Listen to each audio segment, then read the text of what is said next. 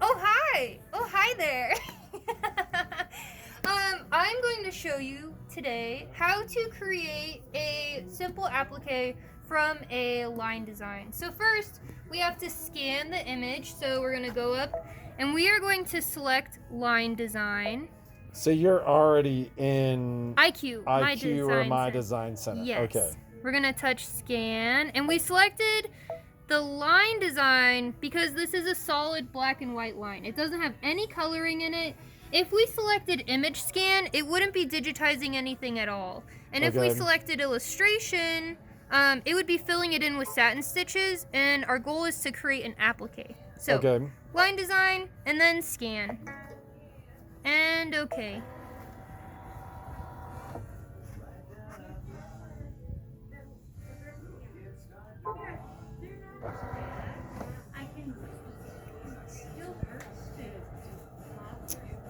Are you now your magnets?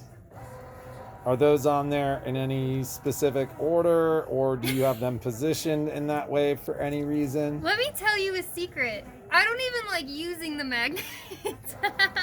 You don't have to. It's just to secure the artwork to it. I don't recommend putting the magnets close to the artwork because it's going to interfere with your editing process and add additional erasing and lining things up and moving it around. So try to put them as far away from your artwork. I did attach them here because we're by a door, so if the door were to open and a breeze were to come in, it could shift the artwork as it's scanning. Okay. Here's my little bird. Now what I'm going to do is take these arrows and crop it in. So I don't want to crop it like this and cut off part of my design because then that little wing would not be digitized. So I'm going to keep my little bird within that red box, but I'm trying to cut out the magnets, and that's why I was saying you should keep them far away as you can from the design. Down here we have our grayscale, so before I start changing it, I'm going to press OK and see what that looks like. I think it looks pretty good. We can change the grayscale and see if it makes any drastic changes. Moving it to the lighter end is going to pull up more of those black features so you can see the eyeballs a little more filled in. Since we are creating an applique with this, I'm going to set this and immediately save it into memory. We could pause it if you want to get the phone. Okay, so first, after saving it, we want to erase our background image. A lot of people tend to turn this all the way up, and this is not what has been digitized by any means. This is giving you a false vision. So let's turn it all the way down. This is what's been digitized. So after we saved it, we're going to zoom in and we're going to go through the process of erasing all of the external features of this. So we're going to erase the feet. You can grab the eraser, or you can use this selection method of going in and deleting the big chunks. This is what I like to do. It saves a lot of time, and then I'm going to go back in with the eraser later and erase all the little nubs. I'm going to use my select key again, select and cut. I'm going to select part of his little beak, cut, grab my hand, and I do want the wing and the body to be applique, so now I'm going to grab my eraser. I'm starting away from the line and then slowly moving towards it with my finger. You could also use a computer mouse or a stylus for this. I'm not going to worry about that 1 or 2 pixels. The little dot. Not going to worry about them. Come back up here. Oop, forgot to grab my eraser. And I'm starting away from the design and then moving towards it. Oops, I went too far. I erased 1 tiny pixel. I'll zoom in so you can see it. Right there. That would break a fill. It's not going to matter too much in this situation since we are creating an applique. But I always like to point that out because that could be devastating. Okay, so let's zoom back out. I'm left with just my bird. I'm going to save this. So I'm going into memory, saving it to the machine. Now I'm going to add a line property to this. So the default is a satin stitch. I'm going to go in and add a single line, and I'm going to make it bright red so I know that this is my placement line. So when I stitch this out in embroidery, it is going to... Oh, I didn't... I didn't touch my paint bucket.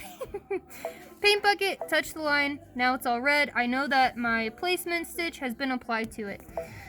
So each set of these stitching, we're going to be bringing in 3 different layers. We're going to be bringing in the placement stitch, the tack down stitch, and the satin stitch. That's going to include the eyeball and the beak and the little feet.